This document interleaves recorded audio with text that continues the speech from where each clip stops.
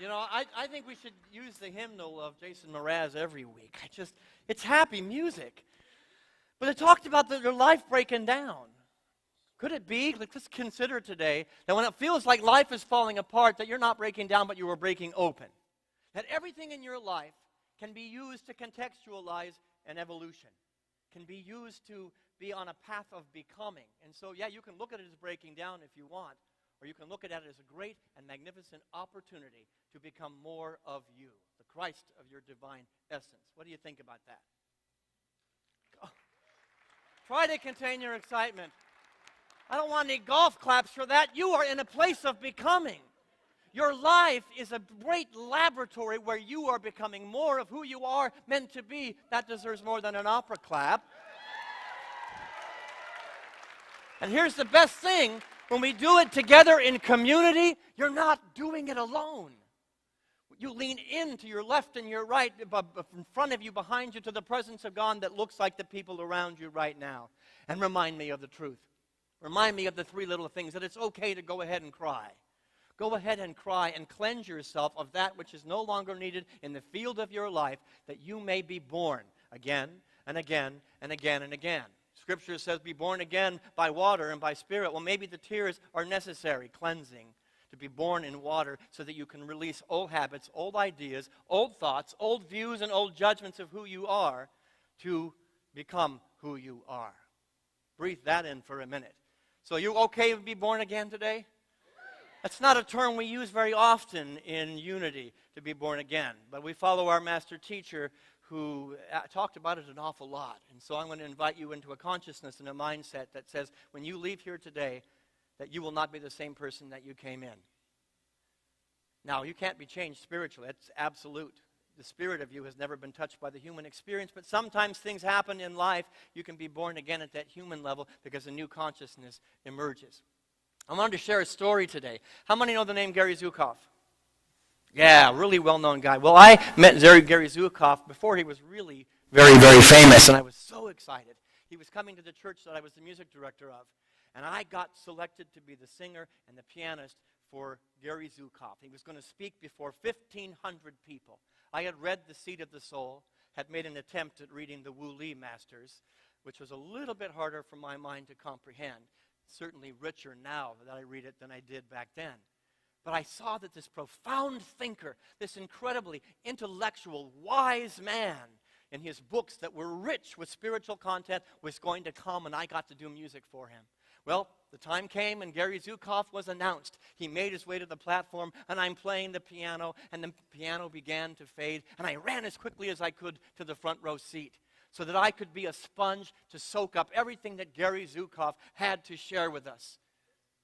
The room fell silent, and this is what transpired next with this profound thinker.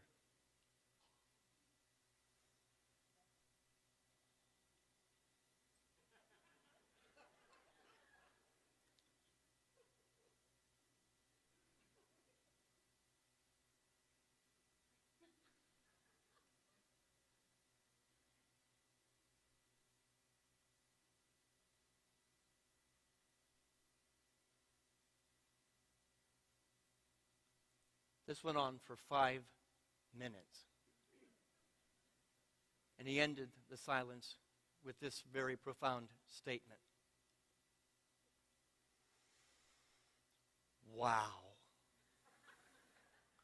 So I sat there, the sponge that I was in the moment, going, this is the profound thinker? This is the guy that I've been waiting 6 months to hear, and my music was better than this. And I would love to say that he began to speak and began to share at a wonderful place. But let me tell you, Gary Zukav is not a great speaker. In fact, Gary Zukav is not even a good speaker. If you're listening with certain ears. If you're listening with deeper ears, what happened in the moments after that silence began to change my life. I was fortunate enough, he seemed to like my music. We were able to do several workshops together in much more intimate settings. And I would love to tell you that his workshops were filled with entertainment value. They were not. There was nothing entertaining about Gary's workshops, except he entertained the divine essence of myself that I had forgotten, maybe when I was a kid. And he introduced me in that moment, in that message, in front of 1,500 people, to the power of silence, to the power of stillness, to the power of quiet. And you kind of had the same reaction that that crowd of 1,500 people did. This is a little uncomfortable. He's supposed to be saying something. He's supposed to entertain my mind. He's supposed to fill my mind with intellectual stuff that I leave more enlightened. And he's only talking about the silence. I'll be honest, I was dumbfounded, and I found that his start was ridiculous. And I was in a complete place of judgment. Disappointment filled my mind. Disappointment filled my heart. And then he began to share at a profound place that the wisdom of his books, the wisdom of his lecture, came from a place that was beyond human understanding. He was an incredible mystic. He saw beyond the veil of all the books and the workshops and the classes and the teachers and the ministers that he'd ever sat before, including himself, and said, there's a power operating where all the questions and all the answers begin and end. He introduced me to that place and forever changed my life. Thank God Oprah found him. You know, he's no more entertaining on Oprah than he is on a platform. But if you stop and you listen with deeper ears, something good's happening there, and Oprah recognizes it. Could it be that we could come together here and do nothing except sit in a place of silence and remember who we are and get all the lessons that we need? I believe that's the case, but I still need a job. But the reality is, I believe that all the wisdom we need is there. Another great thinker throughout history that we have been celebrating for the last 4 weeks, and this is the final talk in that series, was Socrates. We hear about Socrates and how he was such an amazing thinker. His questions, his challenging of orthodox religion. He was one of the first to say, no, there is only one God. All this many, many gods out here, it's not really true. And he went within to find that one God. But we don't talk about it very much. We want to talk about all the intellectual stuff of Socrates. He was known to go into trance-like meditative states on a regular basis. In fact, his students, Plato being one of his students, wrote at length about Socrates going to a party, doing the mundane things of life over and over and over again, and all of a sudden Socrates would stop and be in a meditative state, in a trance. He would check out. And the world, all his friends tried to wake him up, tried to stir him, you got to make it to the party. He'd always say, go on without me. And then he would be there, sometimes as long as 24 hours. How many here really could be quiet and silent for 24 hours? Our life does not necessarily lend itself to being that silent, and I think that's a sadness. 24 hours of complete and total silence, I believe, is more valuable than anything that I can say up here today. But Socrates would go into these stands, and he had all kinds of critics that would say, oh, he's just rude. He's just a rude person, and he's ignoring us. There were those that called it a seizure. There were plenty of people that called him nuts, that called him crazy. And he would say, when he'd come out of those trances, he was listening to a voice. He was hearing a voice, and there were those that said, that's a demon. They actually called that voice that Socrates listened to demon, because they don't understand. This world is set up to criticize and to poke fun and to label as evil, as bad, or wrong that which we don't understand. And I'm saying the time has come to maybe revisit Socrates and spend a little bit more time in the silence and be okay with being called crazy when you do it. Anybody ever been called nuts? Sometimes people will ask you, what church do you go to? Unity North Atlanta. Oh, that's that crazy nut place. But he was tapping into something. The source of his wisdom did not come from his intellect. It came from a spiritual place. And nobody wants to talk about that because we as human beings want to intellectualize the spiritual path in such a way that we can avoid the silence because we're afraid of it for some reason. Socrates lived in the silence. You know what? Some of the things that we've talked about over the past 4 weeks, the Socratic method as a means of contextualizing our spiritual path. It is first and foremost skeptical. We're using the mind to challenge the accepted belief systems. Socrates was a king of that. It was dialogue-based. He would always ask questions, and a dialogue could ensue. It was empirical. We said last week, show me the money. Show me the money, using maieutic to say, you know what, don't talk is cheap. Show me in your life that you're demonstrating the truth that you are living. And it was conceptual. Ethereal ideas to cause this. There were no yes or no answers in Socrates' world. It was, let's investigate these concepts of beauty, of God, of essence, of power, of freedom. What does it all mean? Every single one of those concepts led to one place, and that was listening. You can't have a dialogue unless you listen, although I have met people that have tried. It's not a dialogue, it's a monologue. You cannot ask for evidence without putting your ears on and then starting to listen. Skepticism, for the sake of being skeptical, is about tearing down. Skepticism that is accompanied with listening and getting still and getting quiet is a means of building up and using whatever you are challenging as the tool to get home. And home is not out here as the human world has designed. Home is in here. And when we get to that place of home, when the prodigal son and the prodigal daughter comes back to the place of home, you too will be able to say, wow. The wows that we seek, the enlightenment that we seek, the epiphanies and revelations that we seek, Socrates went within to find them. Sounds a lot like Jesus to me. What do you think of that? He was called by those who were more enlightened. He was in a place of ecstatic, joyful, rapturous meditation. Now that sounds like a paradox, but boy did Socrates love paradox. Is it possible that your greatest joy could be in your greatest stillness? That your greatest enlightenment and your greatest awareness could be in the time when you were most silent, when you've checked out of the neener machine between your ears, the monkey mind, and you've gotten to the place that you could almost have a smile on your face. To me, my deepest meditations, a smile naturally emerges. And then when I come back into the room and there happens to be a mirror close by, I'm in a place of rapturous joy. I'm in a place of deep awareness that everything's okay. Socrates' greatest answers came from that place, the place of the mystery. Gary Zukov, Socrates, Jesus, Buddha, all the great thinkers and prophets throughout time had many, many things in common. We like to build bridges and find those commonalities, not the least of which is they listened to a still, small voice, not a demon. The still, small voice of God that we read in the Older Testament in the book of Kings.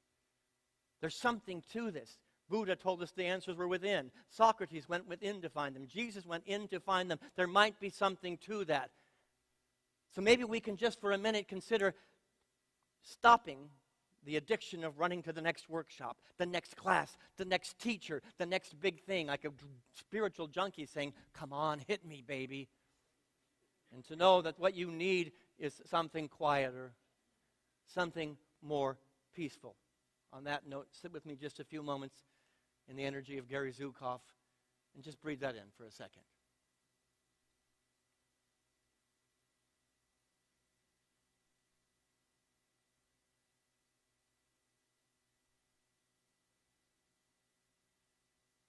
The truth is an internal experience, not an external one. And truth at its most profound will not be found in a book, will not be found in a religion, will not be found in a study of Socrates. They're nothing more than tools to point you inward, to point you to the source of all wisdom, of all intelligence, of all answers, and yes, all questions. And then you keep the circle going. Sir Thomas More, it's a great paradox. We see, but we don't see. We hear, but we don't hear. We need to have a distinct difference between human hearing and spiritual hearing. Human seeing and spiritual hearing. And people will call you nuts because it won't make any sense out here. And they want to drag you back in. This is what Sir Thomas More had to say. Let's read this quote together. It is only through mystery and madness that the soul is revealed. The world is going around like a hungry ghost, grabbing at external realities to find their soul. That's an endless place of suffering. The soul has been placed deep, deep within. In my Father's house are many mansions, and we think that these mansions are here. Oh, levels of heaven, levels of heaven. Yes, levels of heaven. And the only place you get there is stopping for a moment, taking stock of what is within you, not that which is outside of you. You know, one of the central features I've noticed of the human existence is that we have a great capacity as human beings to have the truth right smack dab in front of us and not see it. Have you noticed that? It's exposing the five sensory dominant energy of our existence. Certainly my wife would agree that I have that addiction and that problem. She'll send me, we'll be downstairs, she says, can you go get me a glass of, or get me the mug that I have of the drink that I want to have. It's not beer. Go get it out of the refrigerator. And I'm a man. I think men suffer to this addiction a little bit more. I'll open the refrigerator. Not there. Go down. It's not there. It's not there. She said, I know exactly where it is. Go look. Not there. 5, 6, 7, 8 times. It's not in the refrigerator. Susie gets a little frustrated, walks up, said, come with me, opens the refrigerator and goes, here, and goes off with it. We, in our religious systems, are very much like that whole refrigerator moment. There's truth right in front of us, but we're not seeing it because we're looking with these eyes. We're hearing with these ears. Our master teacher Jesus absolutely cautioned his disciples about that very thing. He says pretty much to his disciples, we have been given the secret and the mystery of the kingdom of God, yet few people get it. That's a paraphrase. But he does say in the Gospel of Mark chapter 4, seeing they will not see, hearing they will not hear. Because Jesus clearly understood at his time, just like it is today, that the five sensory world is not going to be your tool to get enlightenment. He was operating at a sixth sense, a seventh sense, a high meadow, sometimes they call it in unity. The kingdom of heaven is at a higher level, a higher vibration. And the only way you're going to find that, and I keep going like this when I should be going like this, a sixth sense, a seventh sense, an eighth sense, an infinite sense, and the Christ is born. He used the term the kingdom of heaven a lot. You ever notice that as you read the scriptures? It's one of the phrases he uses over and over and over and over again. The kingdom of heaven. Then he says people are going to see it but not see it, hear it but not hear it. A great paradox Socrates would have loved. Here in 2,000 plus years after he talked about the kingdom of heaven, most of the world is going around thinking and waiting for that place of reward at some point if we're just good enough, if I just behave enough, if I just follow the rules enough, I will have that kingdom of heaven. It's all defined by what's out here. And I'm saying the time has come to contextualize heaven as a now experience, heaven as a reality that is already within you. It's already been given, the master teacher said. You see, all that God is, all that God ever will be, all that the kingdom of heaven is or ever will be, exists at the point of you. And is there in your reality and your experience to the degree that you are awake to it. Breathe that in for a second.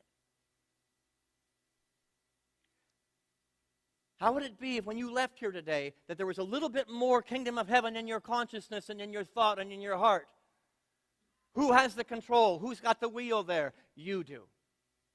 Not me. Nothing I'm going to say today is going to get you even closer. Nothing you're going to read today. No quote that you're going to read today. It says it is only through mystery and checking out of the outside world and being labeled mad and crazy that you are going to get there. What did Jesus tell us? Where is the kingdom of heaven? Let's put it up there. You all remember it, but it's important that we recognize it. The kingdom of God is at hand, within you, in your midst. He put that in 10, 20 different ways, but if you read the scriptures again and again and read beyond the surface of the words that men have used to manipulate and to change, that still exists there. It's a now experience. God and love and peace and harmony and joy and the kingdom of heaven is a now experience. You are the kingdom of heaven. And you're only going to find it in the silence. Plato, Socrates' student, wrote of Socrates habitual, ecstatic, meditative states. States where he would not be stirred or distracted. They would actually try to wake him up, try to push him over, try to convince him he needed to come out of that state, yet he was unmovable. Sounds like our master teacher Jesus to me.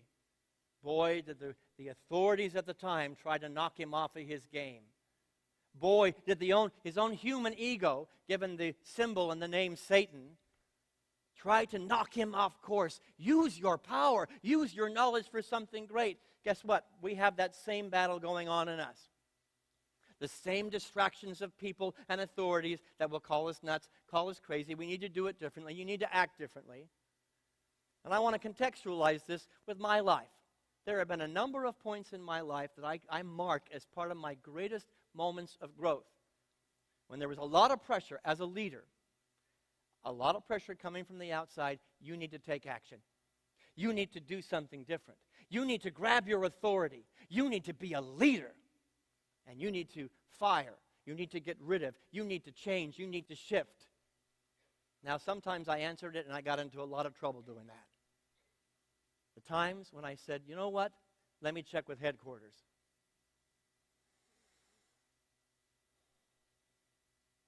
Now, I didn't go into a trance-like state for 24 hours, but sometimes it was weeks and weeks at a time where I waited for the still small voice to speak to me. And in those moments, the voice came back to those that were on my back. It's okay, God's got this. It's okay. God's got this. No, but you have to. You must. You should. No, God's got it. A lot of critique. And my journey as a spiritual seeker is to follow the great example who did the same thing. His own apostles were telling him, no, you need to be a king. You need to be a warrior. You need to, you have to, you should. No, what did Jesus do as my example? God's got this. Going to be okay. Peter picked up a sword and began to attack, and he said, put the sword down, because there's a power greater than you operating here. Where is that power found? Right here.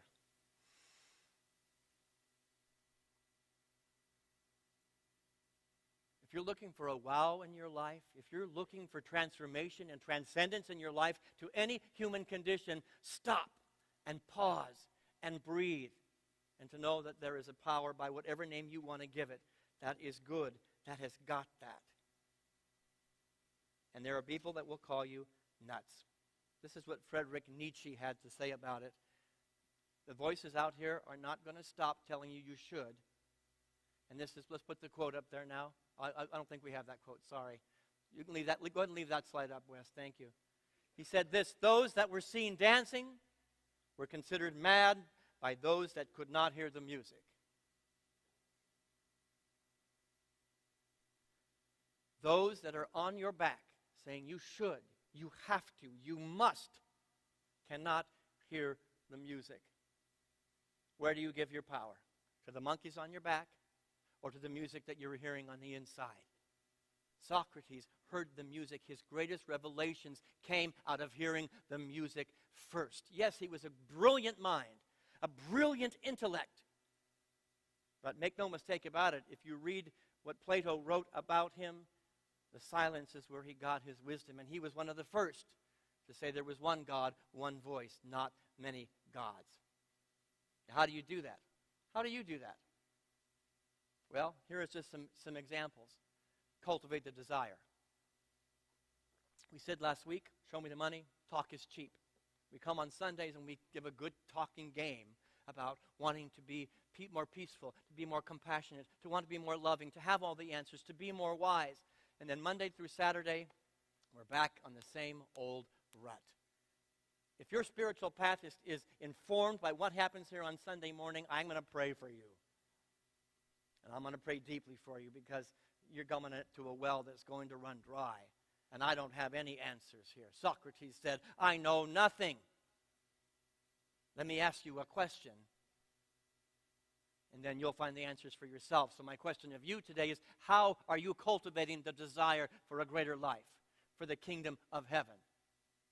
And then stop talking and listen. and be okay with being uncomfortable. And then when the voice speaks, be ready to take action. Our fifth unity principle, do something about the information. Come out of the trance and then share the information. And here's where most unity students fall down, and I just call it like I see it. Well, I tried it once and it didn't work. I did it for 2 weeks, and it's just, I'm going to go somewhere else. There's a workshop happening down the street. Let me go there because they have all the answers. You obviously don't have any answers. Consistency, consistency, consistency. Susie and I raised a lot of children, and she taught me one thing. You can be a good parent or a bad parent, but just be consistent, and your kids are going to turn out all right. Well, guess what? The children of your mind, the children of your consciousness are going to be okay, even when you fall down. Be consistent in the practice. Face the direction and keep taking the steps towards that.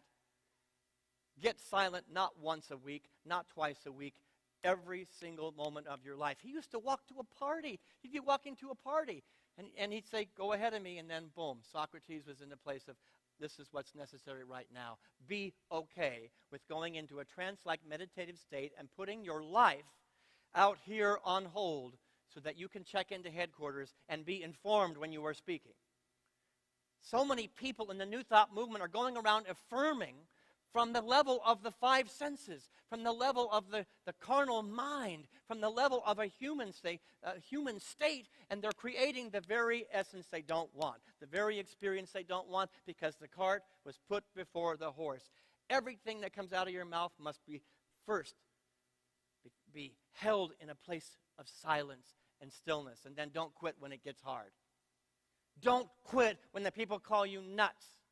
What do you mean you're not coming to the party? Come on, Kevin, come to the party. It's going to be really fun. No, right now I need to be still. Right now I need to be quiet. Oh, come on, everybody's going to be there. You want to do it. It's like a drug. The human existence can be like a drug, and I'm saying the only drug you need is to remember that you're one with the infinite presence, the still small voice of God that is existing at the point of you. And if you don't have a regular meditation practice, if you didn't get over the uncomfortableness of the silence that we started with, I'm going to challenge you that this is the week that something changes. Breathe. I want a wow for you. I don't want a spiritual path for you of mediocrity. I also don't want a spiritual path of just being cynical and asking questions all the time. I want the wow that comes at the end of the journey, the end of the rainbow within me. Don't quit. And then be okay with not knowing, and be okay with people calling you nuts. Oh, you go to that institution, that crazy institution called Unity North. Yep.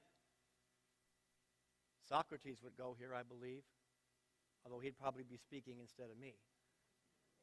I believe Jesus would go here today and would not recognize his philosophy if he went down the street to a different organization. I believe Jesus would walk in here and go, well, you're a little bit closer than others.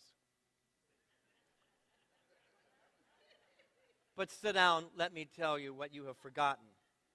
Socrates is quoted as having said, the only means of gaining true knowledge is by becoming detached from the material world.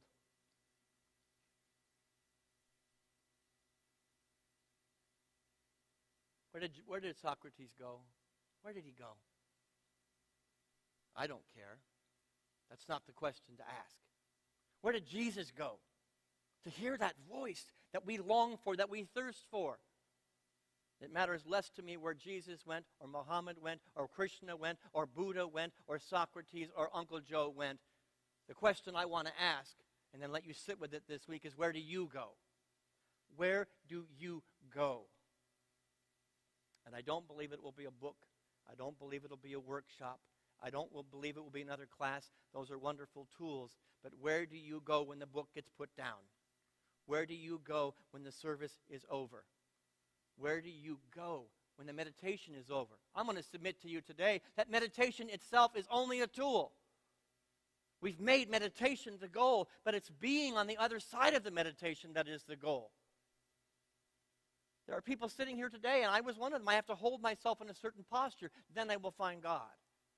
I have to say the right mantra or the right chant or use the right language or be around the right environment. If I don't sit in that special chair, I can't find God. If you have put God in your recliner, and that's the only place you can find God, we're in trouble. My job, I was talking to somebody first service, is to work myself out of a job. If you only find God here on Sunday morning, God help you. I have no answers for you. Now come back next Sunday. But come back a different you, because you spent Monday, Tuesday, Wednesday, Thursday, Friday, and Saturday here.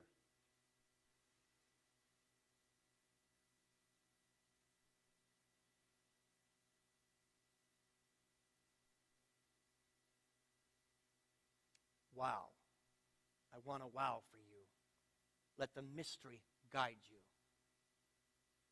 The unknown. Be okay with I don't know. And then look out, because the answers are going to emerge from the I don't know. Be like Gary Zukov. Be like Socrates. Be like Jesus. And come apart for a while. Or in a while you're going to be coming apart.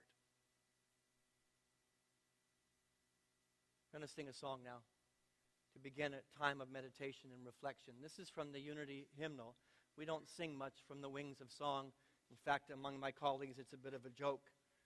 They find that the churches who are using the wings of songs are the ones that are dying. But let me tell you, there is pure gems in that hymnal. This is one of them. And don't let this song or my talk be strictly for entertainment value. We've laughed today. We've thought today. But if you're here for entertainment value, I'm going to be so bold to say don't waste your time. But if you're here to take one word that I said today or one note of this song and to bring it into the sacred, still, small place of the sanctuary of your very life and existence and being, it's the most valuable thing you could ever know. Take a breath. At the end of this song, Julie's going to lead you in a chant, and I invite you to sing and to hear the music that nobody else hears when you sing that song. To channel your inner Socrates and Christ, and to hear music that nobody hears but you.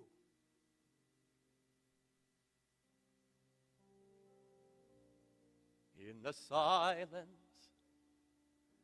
there is a sacred place, a secret meeting place.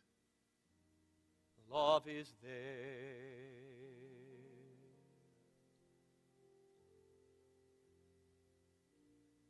In the silence, where every color blends, and every rainbow ends, good is there.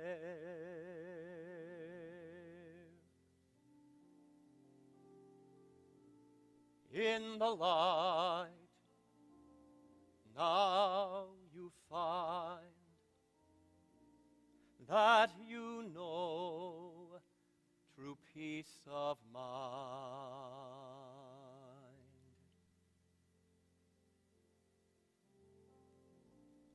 In the silence, your path is paved in gold, and all your dreams unfold. Love is there.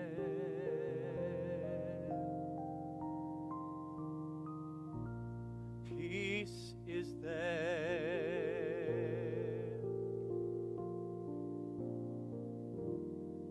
Truth is there.